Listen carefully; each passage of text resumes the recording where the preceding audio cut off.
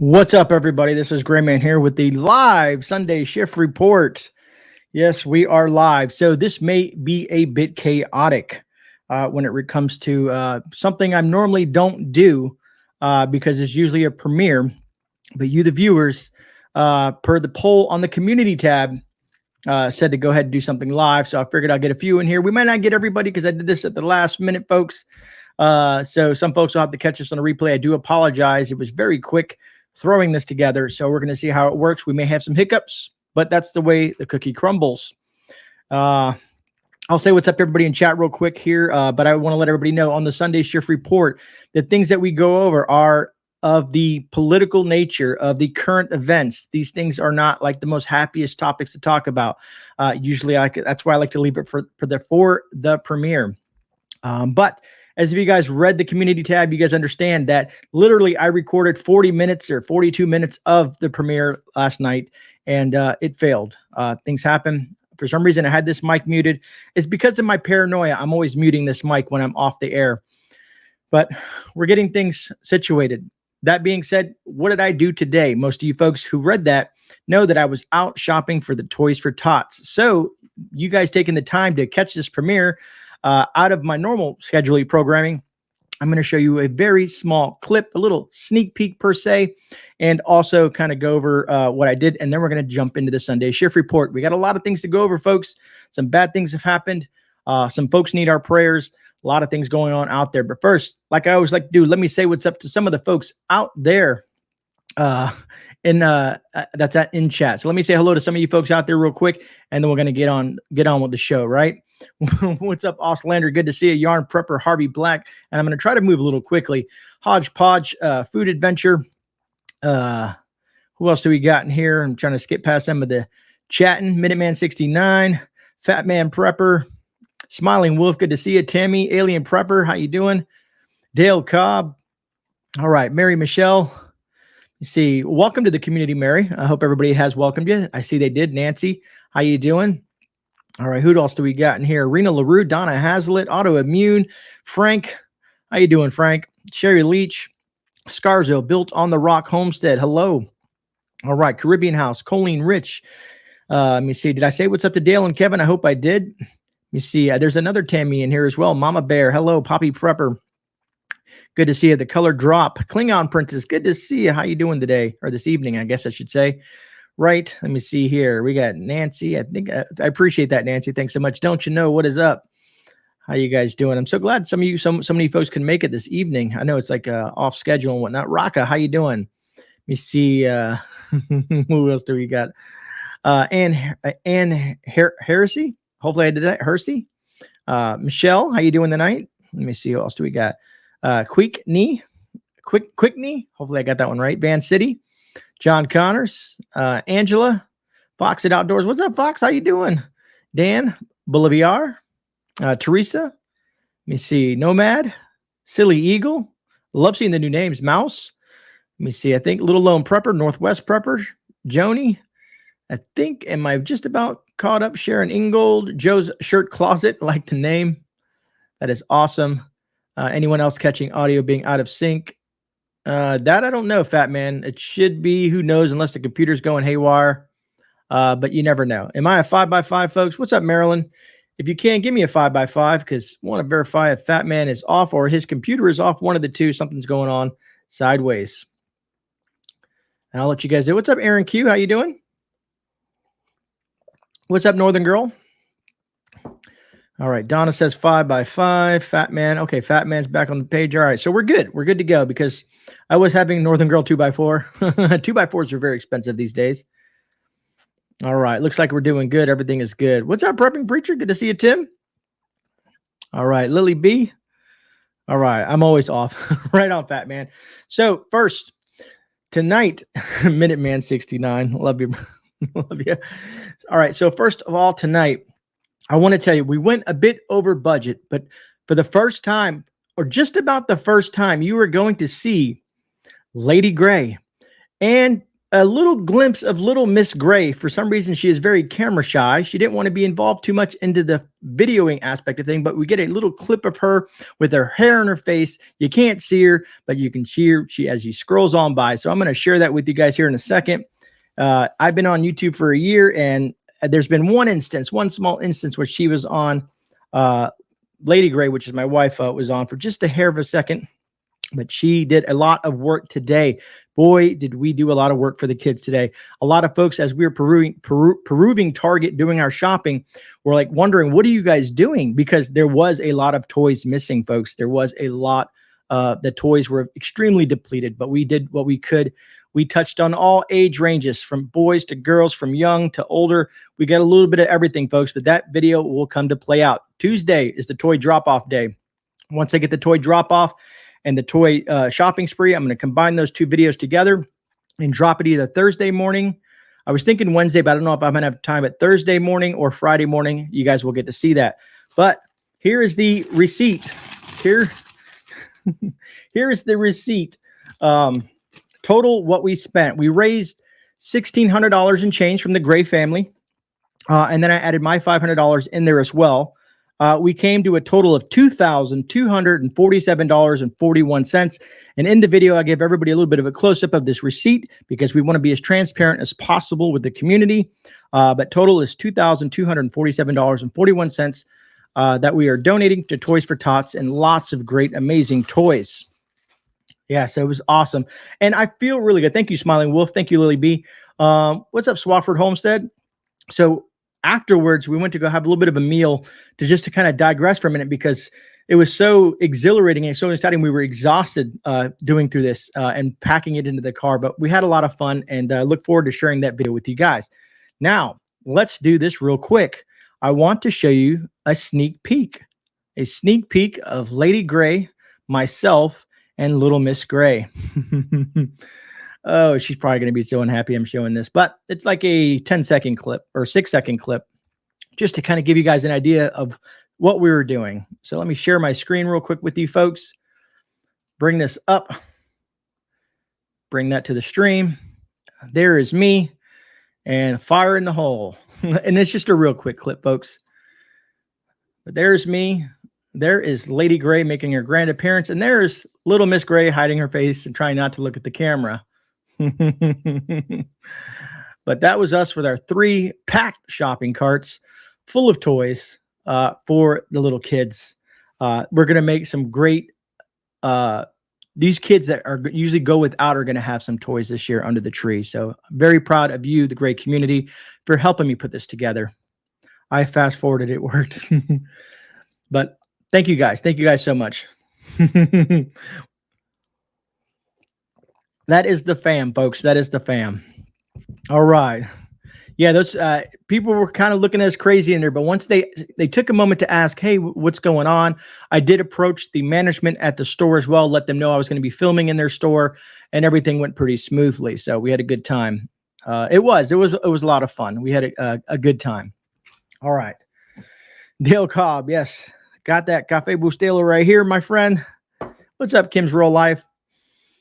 Yes, wait till you guys see. We go. I'm going to try to compress it down because I'm pretty sure you guys don't want to see an hour and a half of shopping because it was a lot of work there. What's up, Cherokee? How you doing? Thanks, Sharon. Colleen. You guys are awesome folks. All right, so we are going to get into the Sunday shift report. I've never done the Sunday shift report. I want to go toy shopping. I bet that was a blast. It was, don't you know? It definitely was. What's up, Charlie? How you doing tonight? Good to see you, brother.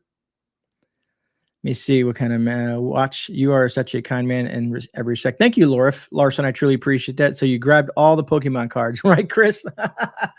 Oh, that would be hilarious. That would be hilarious, my friend. All right, so like I said, this might not work out as well as I wanted to, but we're going to do the best we can on the Sunday shift report. So here we go, getting into the nitty gritty, folks. You want, Kevin? You really want that long uncut? What's up, big dog? How you doing? You guys really want that? I guess. Should I put my little thing going on here? I forgot to put my little banner up. Get some folks to smash that like button and stuff like that. Let me go back to chat here real quick. All right. So I'm here. Congrats on the flashlight from Rudy. Yes, Cody. Yeah, I did win a flashlight from Rudy on his giveaway. That was awesome. I was hoping to win the 5-ounce silver bar, but I did not.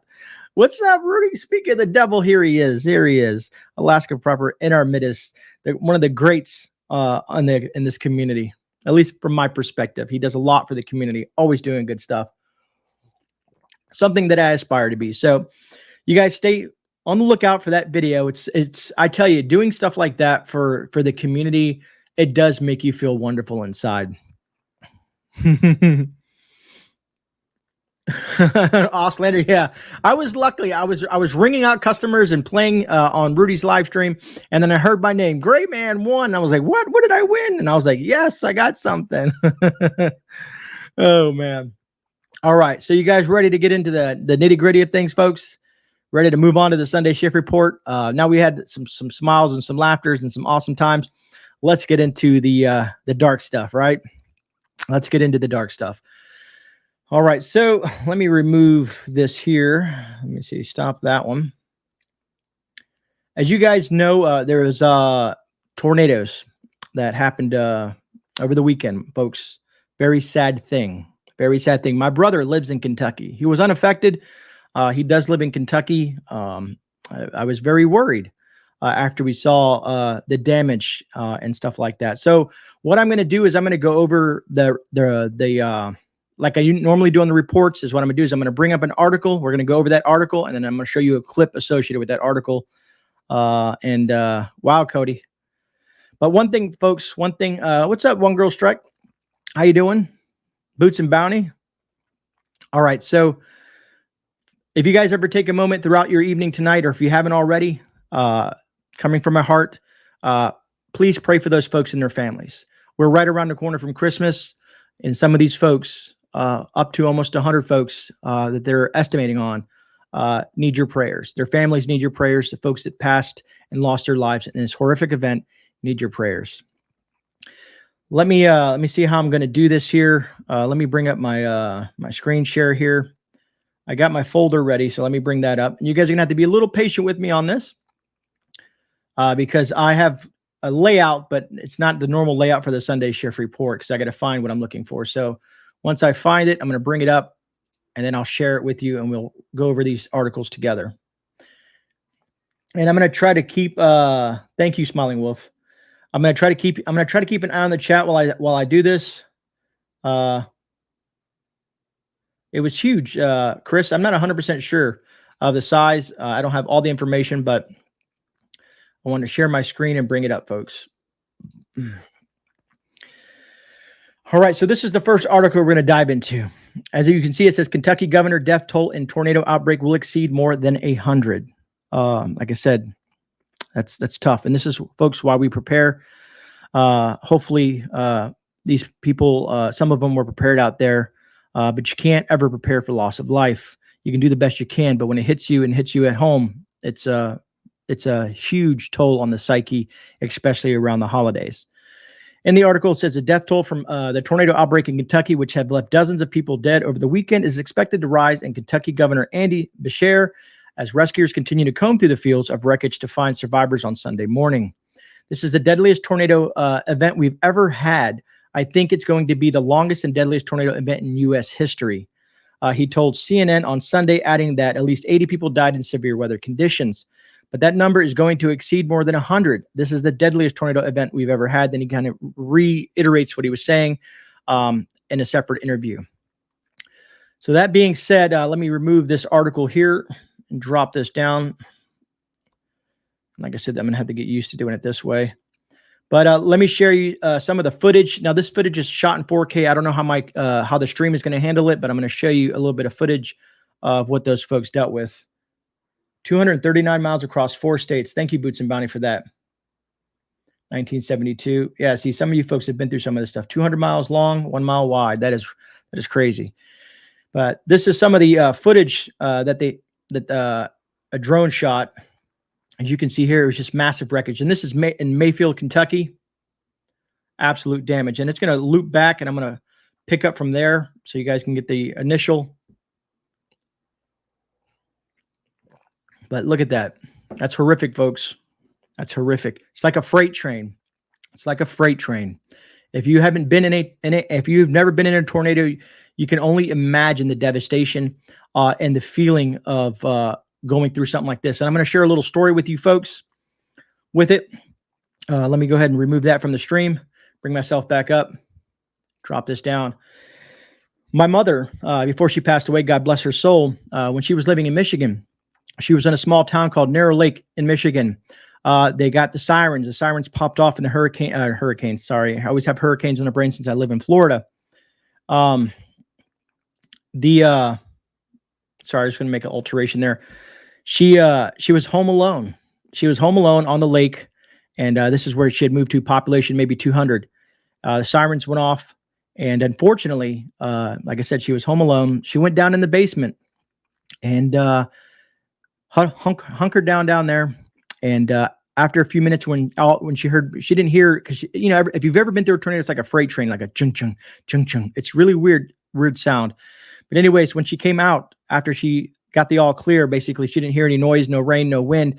She opened the door, and the house was gone. The entire house was leveled. Nothing left. Nothing, absolutely nothing left was left of the house. And that's why she moved here down to Florida. Some people say, well, hurricanes and stuff like that. I understand that, but she felt she wanted to be closer to myself and other family members down in this area. And they did get the house rebuilt and sold that property, but she said it was a very, very scary situation. Kentucky did get the worst of it. You guys are absolutely right. Thank you, Mary Michelle. I appreciate that. Let me see. Tornadoes are terrifying. I was in the West Canada in the 80s and saw the utter destruction. Thank you, Northern Girl, for sharing that. All right. So what else I'm kind of going to be cruising and perusing of all the different stuff. Like, wow, we have 143 watching. That's pretty cool. And 67 thumbs up. Truly appreciate that, guys. Let me bring up the next article that we're going to go over here. And like I said, this is, if you guys are familiar with the Sunday Shift Report, we usually do this in our pre-recorded or premiere. So it's going to take me a little longer to bring things up and go through them, because I kind of want to see what I want to go through first. So we cover the tornadoes. Let me do something so I don't repeat myself here. I want to move the tornadoes over. And I truly appreciate you guys' patience with me doing all this fun stuff. All right, so what do we want to move into next? Let's dive into natural gas. I'm going to bounce around a lot because I don't really have a method to my madness here. I appreciate that try. Thank you, Kevin. Appreciate that. Move this. Let me make sure I move the right things over, not the wrong things. All right. So let's touch on natural gas real quick, folks. I want to bring this up and move this down. All right, so you can see right here, and you guys know I have certain names for certain folks in the government. So this is Corn Pop, okay?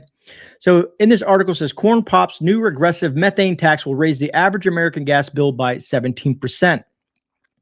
It says at a time when Corn Pop's administration is panicking in an attempt to keep energy prices down, the House has slapped a fee on methane that is being called a stealth tax.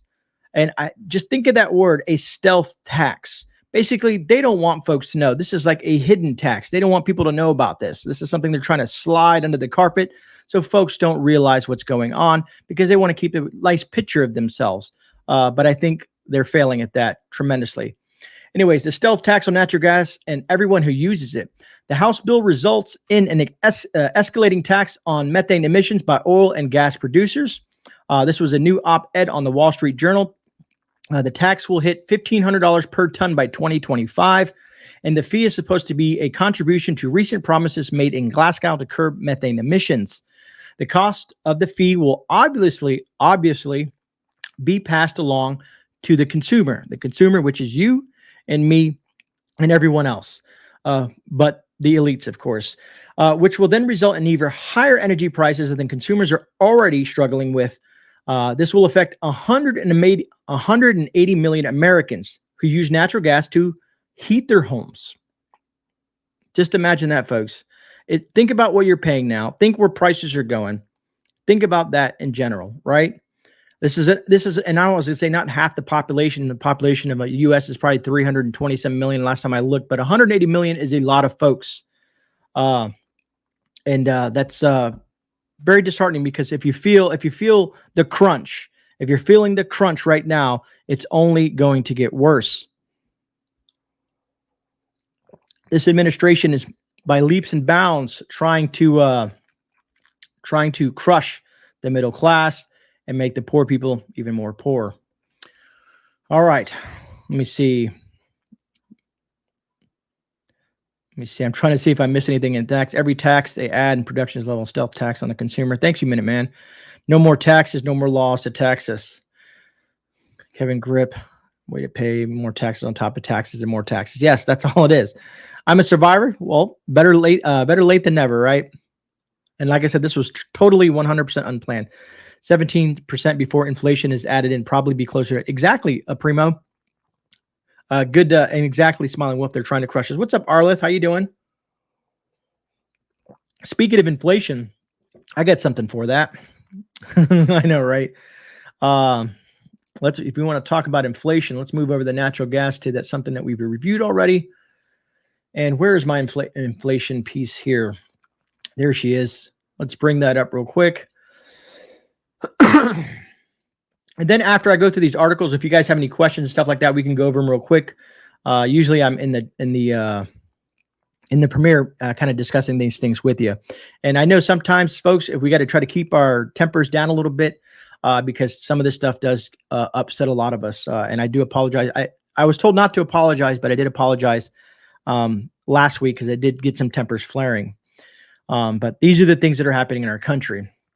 All right, so talk about inflation, right? It says the consumer prices jumped last month at their fastest rate since 1982. Their fastest rate since 1982. As surging inflation in items ranging from food to housing showed no signs of abating. Look at those two keywords right there, food and housing. That's shelter and food. That's horrible. That is horrible. Food costs are going to keep on skyrocketing, and the cost of having a place to live. How many people out there rent? Right now, there's a lot of people out rent. There's a lot of people who can't afford a home or property, and they're out there. And I've been talking to folks, and the rent has been going up. They've getting phone calls from their landlords. Hey, I apologize. I know you've been renting me for 10 years or so, but I have to raise the rent $200, $300, $400. It even happened to me. It didn't happen to me as bad as I thought it was going to happen to me, but I'm trying to get out of the situation I'm in and buy some property, but you guys know that. But anyways, my rent went up $100 this year. Not too horrible, but it did. Anyways, the Consumer Price Index, which tracks the price of a broad range of goods, rose 0.8% in November and is up 6.8% from a year ago. The Labor Department said on Friday, core inflation, which strips out volatile foods and fuel prices, increased by 0.5% last month and 4.9% over the last year. And that keyword strips out volatile foods and fuel prices. So this is not including the food and fuel prices in this whole numbers game, right? The price increase hits a broad range of goods, with food, shelter, and new and used cars and gasoline all showing the largest jumps. Energy costs last month soared 33% over the last year, and food costs rose 6%, and used car and truck prices climbed another 31%. Now, here's what I thought was interesting about this article. It says for consumers under the age of 40. So if anybody in chat, if you are under the age of 40, the recent run-up in prices represents the most severe bout of inflation in your lifetime. The last time Americans saw a persistent price increase was in the 1970s, when the U.S. oil supplies were disrupted initially during an embargo by the Middle Eastern oil producers. It's just getting nasty out there, folks. It's just getting nasty out there. I'm trying to bring this over so that I can drop this down. Jump into chat real quick before we get into the next article, and I'll get that one lined up. I pay $1,000 a month, not including a 3-bedroom duplex. It doesn't need to go up anymore. I agree, Michelle. I agree. Rent in my area is triple my house payment. And that's for you folks who own your house, man. Thank God that you do, because your mortgage is kind of like a fixed rate. At least most people have a fixed rate mortgage. But people, and the funny thing is people that are moving out of places like California, New York, they come down here and they think the rent is cheap. Rent has dang near either doubled or tripled in certain areas. Places that I used to know that you could rent for $600 a month for a 2-bedroom, 2-bath are now $1,400. But the folks in California and the folks in New York are so used to paying those exorbitant prices, they think it's a deal. They think it's a deal. But most of us folks know that is not the correct things. Especially if you're familiar, with your area. Primo, yes, you notice all the biggest increases will hit lower and middle class folks the hardest. Used cars up by 30%. Agreed. Yep, remember the 70s well. Carter is so thankful Joe showed up. Now he is not the worst, right? Right on, Tim. Right on, Tim. Rock, I agree. Rocket says, yes, it's hard on the older, retired, disabled people too, especially when I still have the house payments and heat with the gas. There's a definitely shortage. Trucking going to be in trouble, and so are we. Yeah, there's a lot of things that are. It's just getting bad, folks. It's getting bad. All right, let's try to keep this rolling, folks. What's up, Julie Cleary? Better late than never. Let's try to keep this rolling. Let's go into the next article. Let me get my stuff together to make sure I'm paying attention to what I'm doing. Let me see here. Where do we want to go? Let's jump over to New York City real quick. I'm as old as dirt. My small home is paid up. I love you, Yarn Prepper. You're awesome. All right, so let's bring up New York real quick, because here's what I feel that the governor of New York is doing. They already had one governor. Now they have another governor. To me, that is I don't know if I can say this stuff on live streams. Usually in the premiere, I get a little bit more leeway, but to me, this is horrible of what she's doing. And think about the citizens of New York. How many people have fled New York already, and now they're going to be dealing with this? Let's bring it up. Let's bring it to the stream. All right. It says New York businesses ordered to require masks indoors or proof of the victor. Some Republican officials criticized the move, which Governor Kathy Hochul labeled a wake-up call to areas where the victor lags. So here's the big issue. She's trying to set precedents in her state on what she is doing. Okay. And of course, I got some things highlighted here. She's trying to set precedents with this stuff because in other states like New York will possibly follow suit. We've talked about Nevada and what they're doing out in Nevada, which is horrible, and several other places. Moving on. With the New York State confronting a spike in cases and hospitalizations, Governor Kathy Hochul announced on Friday that the state would require that masks be worn indoors at all public spaces that do not require victors for entry. The requirement, which takes effect on Monday, means unless their employees check proof of victor or show me your papers, employees check for proof of, this is why I highlight it, because it's basically show me your papers. Show me your papers. This includes offices, shops, restaurants, and other businesses. Must demand patrons be masked. Those do not comply could face civil and criminal penalties, including fines up to $1,000 per violation. Per violation. And the local health department is responsible for this enforcement. This is absurd. But guess what, folks? We talked about this months ago. Look what's going on in Australia. Look what's transpiring in Canada. And I said, this will slowly work its way into the U.S. That's why we educate, we inform, we stay vigilant, we watch what's going on overseas because we see it slowly work its way into America. Okay? And that's why I like to kind of, like I said, it's good to know what's going on overseas. There's certain things that you should pay more attention to than others, but this is one of them. This is the state of New York. Not just the city, this is the state. Horrible.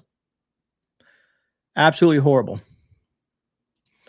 Let me see. Let me jump in chat real quick. Okay, and that's against our humanitarian rights. I agree. You can't do without your papers in New York. Right on. So glad I own my home. Getting hammered with utilities and AK. Let me see. On the 15th, V rules leave NSW. NYME and New Hampshire have called in the National Guard. Empress Kimberly, we're going to be discussing that.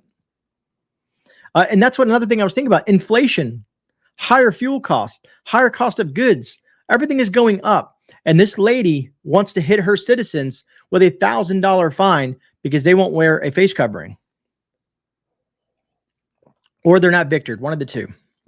One of the two. If everyone would go to the stores at once in non-compliance, it would be thrown out. I hear you, GMA. I'm trying to see a dang it's copy and paste with the moments. Auslander, and Auslander, you are in Australia. You're dealing with it on a daily basis. And like you stated this yourself, it slowly works itself over here to the US. I guess since Empress Kimberly brought that up, we can jump on that topic real quick. Yeah, we got some interesting topics to go over per se. Let me see. Let's see. There's a National Guard document. So let me bring this up and add it to the stream. It says four states calling the National Guard to deal with healthcare staffing crisis. My question is why are they dealing with this staffing crisis? We all know why they're dealing with this staffing crisis in the healthcare system. Anyways, let's jump into the article. At least 4 states in recent days have called members of the National Guard to deal with healthcare staffing issues amid Charlie Victor mandates for healthcare workers. Late last week, Indiana became the latest state to deploy the National Guard to hospitals around the state. The Indiana Department of Health confirmed to local media that Guard members were sent to 13 facilities after officials with Indiana University Health, the state's largest hospital system, largest hospital system, made the request. It says Indiana University officials said it is dealing with an all-time highs of both Charlie Victor and non-Charlie Victor patients early in this year. About 125 Indiana University healthcare workers were fired. 125 Indiana University healthcare workers were fired for not complying with the system's Victor mandates. Although the hospital said at the time most workers were only part-time that they fired. So the hospital, put yourself into this situation, and the people that run that state put themselves into that system or that predicament. It's not the people, it's not the healthcare workers. The folks did this, that pushed these mandates on these folks, that made them, that you guys fired them, even though they were on the front lines. These guys were on the front lines for a year and a half, protecting people, helping people, doing everything they could, putting their lives at risk. And then you fire them because they don't want to follow your silly mandates. My personal opinion, maybe some of you folks agree with the mandates. I do not. I do not. All right. Let me bring this down, move this over, jump into chat real quick. Daryl Calhoun says Indiana University dominates all of Indiana. Thank you, Daryl. And I like to hear from you folks in these places because it helps me kind of stay in tune with it. Say no, get fired, get called up to do the job for the less. No thanks. Right on, Stuart. Let me see. Who else do we got in here? I'm in Western Suburbs, so for the notice, no goes. Thanks for your sacrifice. Now you're fired. Yeah, exactly, Fat Man. Well said. Thanks for your sacrifice. Now you're fired. The courts are our only hope. Mandates are unconstitutional. Yeah, mandates are not law. Mandates did not go through Congress to the House and the Senate and some bill and get passed and become law. No, a mandate is not law. Right on, Gary. Right on, Gary. Right on, Smiling Wolf. Sherry. Exactly, Tammy. Exactly.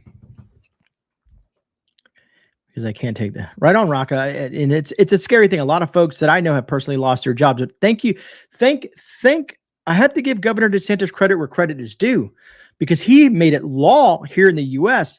If companies are pushing this on their employees and they're getting fired for that, it is now against, they're not allowed to do that. Now, don't quote me on the specifics of the law, but he has passed legislation that will fine these companies and penalize them for pushing things on these folks and firing for that reason. Thank you, Dr. D. Good to see you. AK, that's hilarious. Exactly, GMA. All right, let's go jump into another article real quick. Try to move through some of this stuff. Is D14 in chat? Because D14 wanted me to go over something. I'm curious now. Let me see if D14 is in chat. He's probably not. No, D14 is not. D14 asked me to go over something and he's not here. Maybe we won't go over it. All right, so let's talk a little bit of good news. I don't want to say it's good news, right? A lot of you guys probably know by now that was breaking this morning, I guess, is Christopher Wallace or Chris Wallace. Chris Wallace. You see, DeSantis protects here in Florida from those tyrants. Agreed, Hodgepodge. He's doing the best he can. What's up, DJOT? Right on, Joni. So Chris Wallace. A lot of you folks know who Chris Wallace was. I don't want to say what I want to call him, but I don't like the man. I don't like him at all. I don't like his reporting. I don't care about his accolades, and I'm not going to degrade him too much. But how do we want to put this? Who he beds down with, and the aspect of who he hangs with, what is important to him. Anyways, let me pull this up real quick and bring this up here. It says Chris Wallace announces he's leaving Fox News, which I'm assuming Fox News should be ecstatic because he wants to join CNN. I don't think anybody here watches CNN because they're the worst possible news outlet in U.S. history. Anyways, I thought this was great news. Maybe Fox can pull some things together with Tucker and a few others, and who else is out there? And I like Mark Levin, who's a contributor, Sean Hannity, and a few others. There's a few others there that are pretty decent on there. There's still a couple other ones that are like but there's some decent people on there. I'm not saying Fox is the best news source because you got Newsmax and you got RSBN and you got a couple other ones out there, OAN and stuff like that. And then you have content creators like myself that try to give you some news as well. But yeah, so I saw this, and here's what I thought was funny about that. Let me bring that down and let me get rid of Chris's face off there. Here's what I think is funny about CNN. Let me bring this over and move this over because CNN is under fire again, and not specifically CNN in general. Yeah, right, Dale Cobb. He should be at home there. But I don't know if you guys are familiar with this man. Let me see here. I wish I could do this a little quicker and faster and more easier, but I can't. So I don't know if you guys have heard of this gentleman so far. He works for CNN. His name is John Griffin. Well, John Griffin has just been arrested. He is under indictment now. Do you guys know what he's under indictment for? And he is under indictment. He is under indictment. And I'm going to bring up that article. Why? If you guys already don't know, why? And to me, this is disgusting. Absolutely disgusting. Let's switch this here and bring it to the stream. So it says, Chris Cuomo, CNN producer, is accused of luring a mom and a 9-year-old daughter to his Vermont ski home to train the minor to be sexually submissive, telling them a woman is a woman regardless of her age. Absolutely disgusting. John Griffin, 44, of Stamford, Connecticut, has been arrested and charged with enticing minors to engage in unlawful sexual activity. This is a producer for CNN and a producer for Chris Cuomo at the time, who no longer is there. He got fired as well. Anyways, from April to July of 2020, Griffin allegedly used online messaging applications to communicate with people purporting to be the parents of minor daughters. He allegedly attempted to impress the ideas that a woman is a woman regardless of her age, and that women should be sexually subservient and inferior to men. And think about this. They're always preaching opposite of this stuff. But here's CNN right in your face, people who work for this company doing disgusting stuff. Chris Cuomo had a family, had a wife, and he was accused of sexually whatever he was doing. I'm sorry. I'm a little, you kind of get me with this article. Anyways, I want to stay on topic. It says Griffin, who is a producer with CNN, is alleged to have sought and persuade parents to allow him to train their daughters to be sexually submissive. In June 2020, Griffin paid $3,000 for a mother of a 9-year-old and a 13-year-old daughters to come fly from Nevada to Boston to be trained properly. After picking them up, the daughters allegedly was directed to engage in unlawful sex activity at Griffin's request. In April 2020, Griffin held a virtual training session instructing the mother and her 14-year-old daughter to remove their clothing and touch each other. Absolutely disgusting. On each count, Griffin faces a mandatory minimum sentence of 10 years in jail. I think if he wait till he goes to jail, folks know what happens to those people that kind of do that stuff to children. And when they go to jail, what happens to them?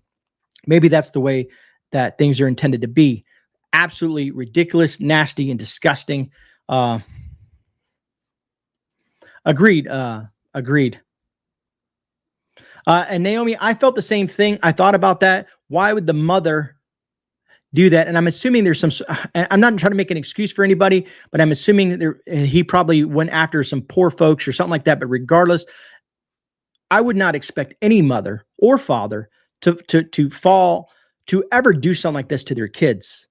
It's absolutely disgusting. It's wrong, at least from my perspective, and I'm pretty sure most of yours as well. It gets me very, very upset. Donna, I agree. Money. Mom needs to be in jail too. I agree. I agree. I do agree. There should be some charges that would follow up on suit, but then, and maybe the kids would get, it's rough because then the kids are going to be put in foster care, and sometimes that goes south as well. It's like a double-edged sword, but something needs to be done. The state folks need to be involved in that mother's life. Something needs to happen. But I'm glad that this sicko has been arrested and hopefully does hard time in the slammer. Right on, prepping preacher. Whew. And sorry, like, folks, that stuff really gets my blood pumping. That gets my blood pumping. All right, let's go to another article, folks. Let's go to another article. Right, Stuart? Right. All right. And if some folks, there's some folks on the left that do not believe that it's funny, but I looked at the court documents. If anybody wants these court documents, I've saved them to my hard drive and I will share them. I'll put them on my Discord if I have to, or email them of the charges that are pending against this gentleman. I will share that. What else has irked me lately? So I want to show you a couple clips real quick. Let me see here. A lot of you folks know who Beetlejuice is. I'm assuming most folks know who Beetlejuice is. I know I don't mean the character from the TV show. I mean the person that's in Chicago. This lady has the audacity. To blame retailers for the uptick in thefts and crime of retail theft. She's blaming the retailers.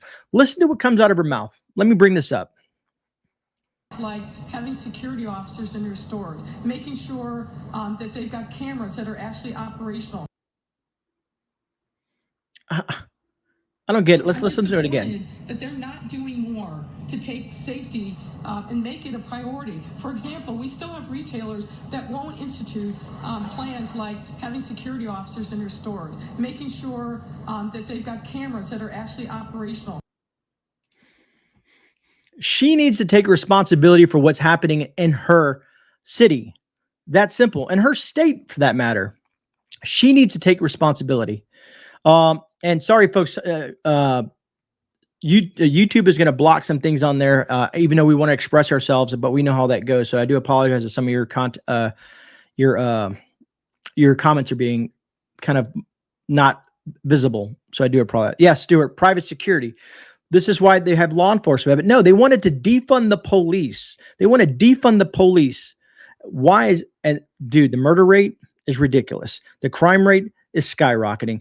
It's absolutely stunning that she has the audacity to blame the businesses. If I own a business there, I'm like, okay, I'm done. I'm out of here.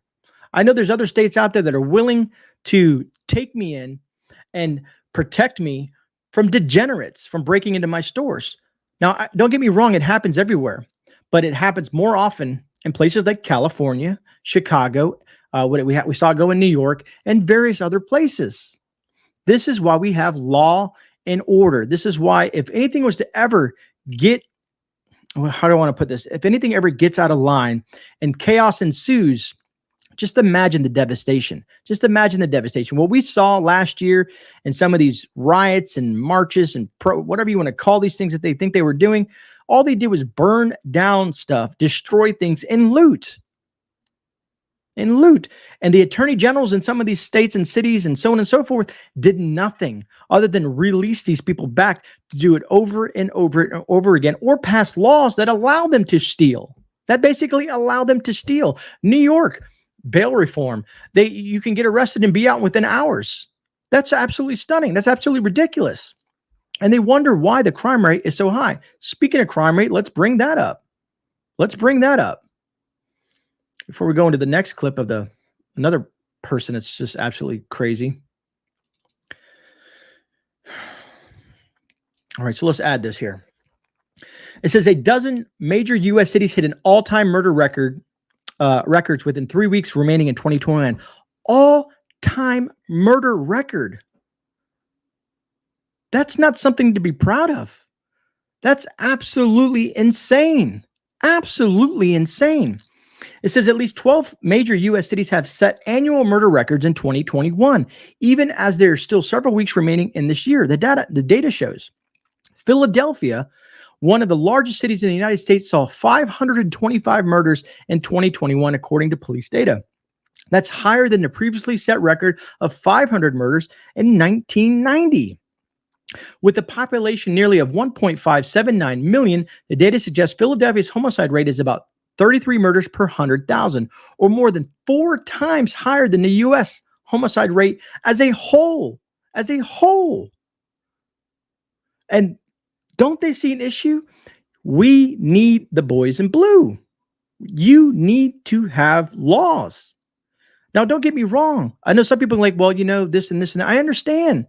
But without a form, how do we want to, you have to be civil about things. Without law enforcement, people out there protecting its citizens, because they've gotten such a bad rap over the years. I know a ton of law enforcement. I know sheriffs. I know city cops.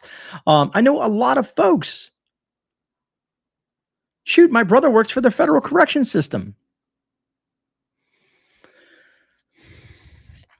And all they talk about is defunding the police. Now, supposedly that's off the table. But think about all the legislative things that they've passed to basically restrict the law enforcement in these areas. And I'm sorry, I haven't been able to jump into chat too much. Let me jump into chat real quick. Survival Buzz, have a good evening. Thank you for joining us for a bit. Agreed, Klingon Princess. They need to world to set in an agenda of martial law. These people don't understand. Without rules, we live in that. Yes, without rules, chaos will ensue. I know a lot of people. I think it was. Oh man, I think it was last year during the election or something like that. People were hoping. Some people were actually hoping for martial law. Look what happened in Louisiana when they declared martial law. This suspends your rights, your constitutional rights. I don't think people understand the gravity of martial law. I'm telling you, folks, it's the last thing you want. Now I understand why it exists, but still, that's like full-on martial law across the entire U.S. I'm pretty sure, folks, that most of you folks, I know some folks may think that they wouldn't mind seeing that, but I'm telling you, it would not be good for us, the citizens of this country. Yeah, agreed, Scarzo. Right on, Northern Girl. Thank you, Andrew. I appreciate it. Better late than never. Kit Carlson agreed. I feel that too. I feel something behind the scenes. They would love to instill martial law. Think what they could do. Think of the things that they could force upon the citizens with the Constitution being suspended. Think about what's transpiring in the military and how they're weeding out the good people and pushing the good people out, per se, right? At least from my perspective, right? And they're building this new type of military. and we've discussed this in the past. I don't want to go too deep into it because I have a few more articles to go, and I don't know how long it's been. It's been 50 minutes already. Thank you, Scarzo. Exactly. Carol, you're right. It's funny because I'm reading a couple research papers currently right now about what would happen. What if the average citizen that's asked, I think it's here in the South, I think it's like 60% would not mind succeeding. Now, there's a whole can of worms with succeeding from and all that stuff like that. I think Texas has it written in their constitution, but it would be almost like tribal in a certain thing, because you'd have the South, you'd have the Northeast, you'd have the mountain region, you'd have the West Coast, and so on and so forth. Maybe we'll play with that one of these days and we'll have a conversation about it. All right, what else do we got for you? I know I got a few more articles to go over. Because I have an article in regards to Evergrande, because people were asking me about it. D14 specifically was asking me about it. And I guess I can touch on it real quick. I'm pretty sure you guys have been inundated with YouTube content in regards to Evergrande or Evergrande, however you want to pronounce it. Glock 316, I appreciate that, brother. If anybody could smash that like button, it's truly appreciated. I thank you for reminding me. I always forget. That's awesome, Tammy. No, I was starting a rebound movement. That's out of your state. Alien Prepper agreed. Agreed. And you guys are some intelligent folks. That's why I love this community. All right, so let me bring up this Evergrande thing. We'll run through that real quick, and then we're going to show some intriguing statistics that don't fit the narrative. Anyways, so D14, if you happen to carry this, pick up this on the rebound, on the what is it called? The replay. This one's for you because you asked for it. So I did some research because I don't know too much about it and I don't know how it all works, but this article kind of sums it up. It says China's Evergrande defaulted on its debt. What does that mean for the U.S. economy? Now, I may interpret this wrong. I'm not an economist per se, and I don't understand the numbers as well as I should. Something that I'm learning, but I'm going to just kind of read what the article tells me, okay? It says on Thursday, December 9th, Fitch Ratings downgraded the company and its subsidiaries to redistricted default, reflecting the non-payment of coupons due November 6th after the grace period lapsed on December 6th. Now, I feel like I don't need to go through the entire article, but what I wanted to kind of go over is says the group holds about $300 billion worth of debt, and Fitch notes that there has been no announcement from the company or the trustee regarding the payments after the grace periods have lapsed. But down, if you click down below, where it says Peter Cohen, a lecturer at Babson College and author of Goliath Strikes Back, told Go Banking Rates that Evergrande's default will have no significant effect on the U.S. economy since it only has $20 billion in U.S. dollar bonds out, $20 billion bonds out, 20 U.S. dollar bonds outstanding. Sorry, I butchered that. My apologies. After you get talking for about an hour, your mouth starts to get a little bit dry. And you start tripping over your words. Anyways, it says, as of 2021, the size of the bond market total debt outstanding is estimated to be at 119 trillion worldwide and 46 trillion for the U.S. market. Like I said, I don't understand till the numbers, but the key takeaways that I took away from this whole article was it says it will not have a significant effect on the U.S. economy. And then down here on the bottom, it says that Evergrande default has been high for a long time. Those who invested in the bonds should be well prepared for what is happening now. Even if those investors end up losing everything, the systemic impact will be tiny. So I don't know. I know some other folks have went down different tangents. Maybe I don't understand it. Maybe some of you folks understand it better than I do and what it means. But what I gather from just this alone, it's not really going to affect the U.S. heavily. Now, I could be wrong. I have no clue, to be honest with you. Right, Cody. Right, Cody. What's up, Shadow Scout? How you doing? Dragon says they don't discuss the derivatives of Evergrande, though. Bets upon bets. It's something will or won't be built. Thank you, Dragon. And Dragon, I always appreciate your comments because you're very intelligent when it comes to some of this stuff. I always look forward to reading some of the stuff that you put down in the Discord. Let me see here. Hey, Dragon Slayer, how you doing? Yeah, Lily B, the elites are always protected. They're always protected, unfortunately. All right. Now let's get into some Omicron, huh? Is that how they say it? Omicron. Prepping Preacher, absolutely right. The dollar is pretty much nothing.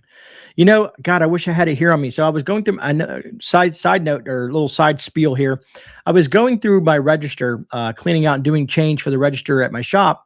And I opened a roll of dimes. And on top of the roll of dimes, I found 4 Mercury dimes. I don't know if you guys know what Mercury dimes are, but I think they're 90% silver. 4 Mercury dimes. I was ecstatic. People think, like, what are you so happy about? You found some Mercury dimes. What are they? And I explained that they're silver and try to explain their uses and how it's constitutional silver and whatnot. I was happy because any silver that I'm paying face value for, 10 cents, is an awesome, because that silver is that dime, that Mercury dime, is worth more than the 10 cents that I paid for it. And I found 4 of them. I was ecstatic.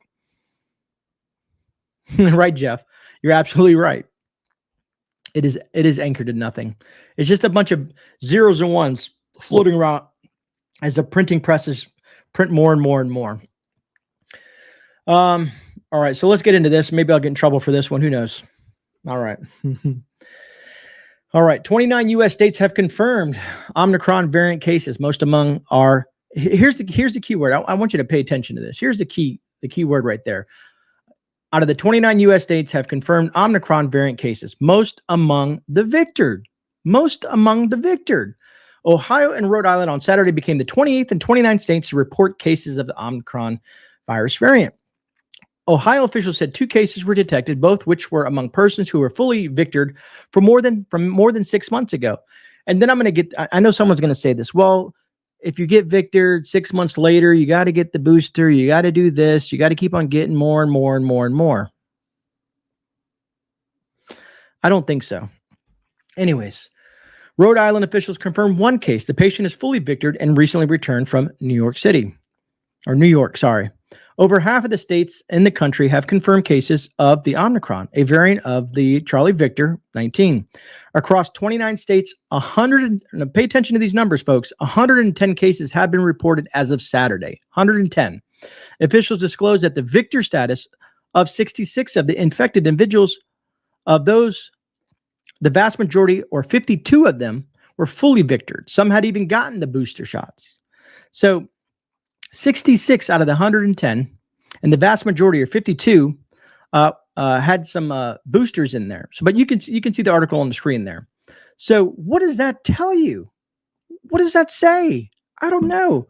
It's like I don't get it. But let's move on. But just wanted to share that, folks, because they have people panicking. I watched the director or whatever he is of the WHO spiel some stuff. This could be this could be that. People need to do this. And I'm like, really? The doctors in South Africa said something totally different. Matter of fact, South Africa is seeing a downturn now, and they're doing more testing than they were doing, and they're still seeing lower numbers. Now, I'm not saying don't pay attention to it. Matter of fact, Canadian Prepper, a lot of you folks probably know who Canadian Prepper is. He did a video not too long ago, a few days ago, that was quite interesting. And I enjoyed it. So if you guys haven't, he has no clue who I am, I'm assuming, but he did a video. I forget what was titled, but maybe you should check it out. He kind of dives into the what ifs and the what nots and what to expect and what you could expect, and did some speculating. But it was pretty intriguing to say the least. Anyways, let me go back over here. Pure blood are going to be available to the rich, right, Cody? The whiskey supposedly does not cover the, supposedly, but then some of them say they do. Let me see. What did I miss here? Thank you, Dragon Slayer. What's up, Food Forest Permaculture? I agree, Empress. I've looked at his channel as well. What's up, Tennessee Tactical? How you doing? All right, what else do we got? We got a couple more things to go over, and then I will let you guys enjoy the rest of your Sunday evening. I wanted to show something with the UK. So it seems like the UK every 6 months is dealing with something. First it was Delta, then it was a subvariant of the Delta, and now it's the Omicron. I don't know what Boris Johnson. He's struggling. He doesn't know what's going on. But every time you turn around over there, it's just another scenario. What's going on? So let me bring this up real quick. Sometimes I have to laugh at this stuff just because it's I put these two articles together so you can kind of see a little bit of a difference here. Anyways, it says the UK says Omicron to become its dominant variant within days. The UK Health Secretary Agency says Omicron variant of the Charlie Victor is spreading rapidly through Britain and is likely to become the dominant form of the disease across the country by the middle of this month. London AP says the Charlie Victor is spreading rapidly throughout Great Britain and is likely to become the dominant form. I don't know why they repeat themselves so much, and I'm sitting here repeating what they're saying. But anyways, this is new data from the UK confirmed that Omicron is more easily transmissible than other variants, the agency said in its latest variant technical briefing. But they did go into further detail that it has had roughly about 32 mutations. It is less likely to kill, and so on and so forth. There's more to it. Do they cover that as well?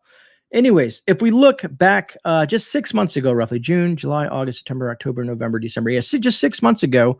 On the next part, it says the UK has victored 80% of adults, but the Delta variant cases are rising. What's going on? The UK recorded 1,100 daily Charlie Victor cases for the first time since February, 6 months prior to that, roughly, even as it's reached the milestone of victoring more than 80% of adults. The two seemingly contradictory data points were both recorded on Thursday, just days after the British Prime Minister Boris Johnson delayed England's June 21st lockdown easing for 4 weeks due to concerns over the Delta variant, first identified in India. The U.S. Center for Disease Control and Prevention, CDC, reclassified the variant as one of concern earlier this week. So as you see, every 6 months, there's something else. First, it was the Delta, then it was the Delta variant, then it was the first one, and so on and so forth. It doesn't seem like it's going to stop. And let me show you a clip that's kind of confirming what I'm saying so that you're not hearing it from me. You're hearing it from one of the elites. You're hearing it from someone of, I don't know, what do you want to call it, power or whatnot? Do we want to call it power? I don't know. Kit Carlson, thank you. Agreed. It does repetitive speech. What is this woman's name? What is her name? I know I have it here. Let me check something real quick before I show you this clip. She is the Prime Minister, New Zealand's Prime Minister, Jacinda Ardern. I want to show you a clip from New Zealand's Prime Minister. Listen to what this lady says. Let me add it to the stream. Who are eligible, who haven't been vaccinated. Pause it for a second and bring it back to the beginning. All right, you guys ready? Listen to this lady. I want to make sure the volume is up on this. Fine, so long as there's people who are eligible who haven't been vaccinated, we've got work to do. I don't think I'll ever be satisfied so long as there's someone who is eligible and hasn't been. And that's why I've said this, there's not going to be an endpoint to this vaccination program. Once we're rolling out boosters now. So we've got another, wave of people that we need to make sure that we're protecting again. So those who were vaccinated 6 months ago, we really need them to come back, or we need to go to them. Oh boy. It just doesn't stop, folks. It just doesn't stop. I'm disappointed that I didn't mean to do that. It's my apologies. Oh, remove and remove. All right. Let me make sure. Let me check one thing real quick. I went over that. What is this? Yeah, I think I'm good there. All right. Woo. Sorry, I'm a little, it's hot in this room with all these computers and monitors running. Jeff Riffle, yes, never let a crisis go to waste. She's scary, Empress Kimberly. You just give nightmares. Right, Frontier Prepper. What's up, Billy and D? How you guys doing? Money Talks, Auslander. Right on, Naomi. You put Beetlejuice back on the torture list. Probably, Kit. Probably. Oh, that's hilarious. Let's talk something positive. Well, for some of you folks that missed it in the beginning, if you came in late, you might want to watch the first part of the show because I did talk about some things positive. We did the toy drive, and that video, like I said, will be out either Thursday morning or Friday morning. I'm going to let it drop. I got to do the toy drop off on Tuesday, which I got to video that as well. We went a little over budget. Total that we're donating in toys The total was $2,247.41 that we're donating in toys for Tots. Kind of give you a little prelude. We looked at every age group from like the 0 to 15-ish range. We looked at boys and girls. We went from educational stuff to cool toys. I just didn't want to get random toys. I did get some sports stuff like basketballs and footballs and some catcher's mitts. I got a bunch of stuff that I think as a child that I liked. I also got some books, some learning books. So I just didn't want to get all toys, but the toys that I did get, I tried to ones that might help them be somewhat educational, someone to practice motor function for the smaller children. I thought out a bit what I wanted to do for these kids, besides just getting them some random toys. Now there are some random ones in there, but like I said, you guys will get to see Lady Grey on film for the first time. She enjoyed it. She was very happy. We all felt very great about doing it. And I told everybody, every person that asked me about it, I said, it's not me. I said, I am part of it, but my YouTube channel, the Grey family, did this. I didn't do it by myself. We did this. The Grey family did this. And it's amazing. So all you guys that helped put this together, all you guys that donated, all you guys that did whatever you could, it's truly awesome of you folks. I think it was the most coolest thing in the world that we could have done for my first actual charity event. And like I said, I come to find out that they need it badly. They need it badly. I did notice, and like I said earlier, for some of you folks that missed it, while we were shopping, the toys were hit pretty hard. But we still did good. Like I said, we did go over a little budget, but the kids deserve it, so I don't care. But all in all, I think we're gonna make. I try to count up how many toys we. I try to count out. I tried to count how many toys we got, and it was over several hundred toys. So we're gonna make several hundred children happy this year that would not normally have anything. So thank you all for helping me put this together. Death Wish Coffee. Perfect preacher, you come in the storms. Happy. Do you guys have any last questions before I wrap this up, folks? We've been going on just a hair over an hour. We went over all the topics that I would run on the Sunday Shift Report. I hope you guys enjoyed the Sunday Shift Report. If you did, if you don't mind smashing that thumbs up button, I truly appreciate that. It's always beneficial. Fear is a powerful weapon. That it is. Thank you, Dragon Slayer. I truly appreciate that. Matter of fact, after I end the stream, I got to go finish some Christmas cards and some other things I got to mail out to folks. I got to get all that done here the next day or so and get everybody's Christmas cards out and ornaments out. So I got to get all that done too. So a lot more work ahead of us.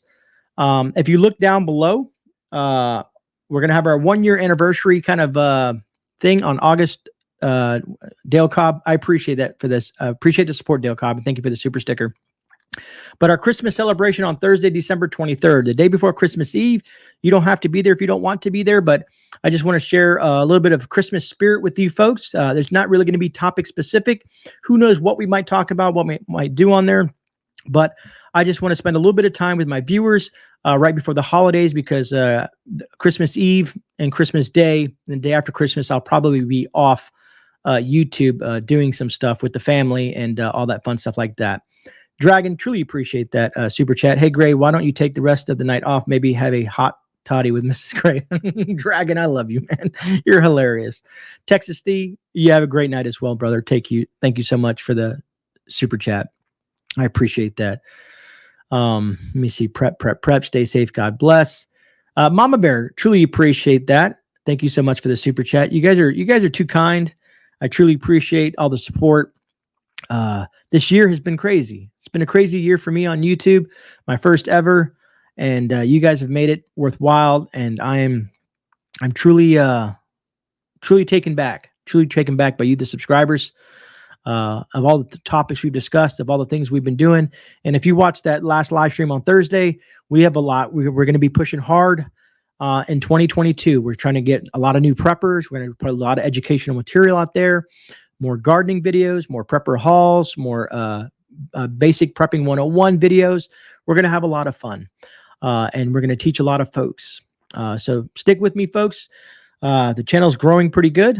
Thanks to you guys sharing this stuff out. So I think all in all, we're doing pretty good.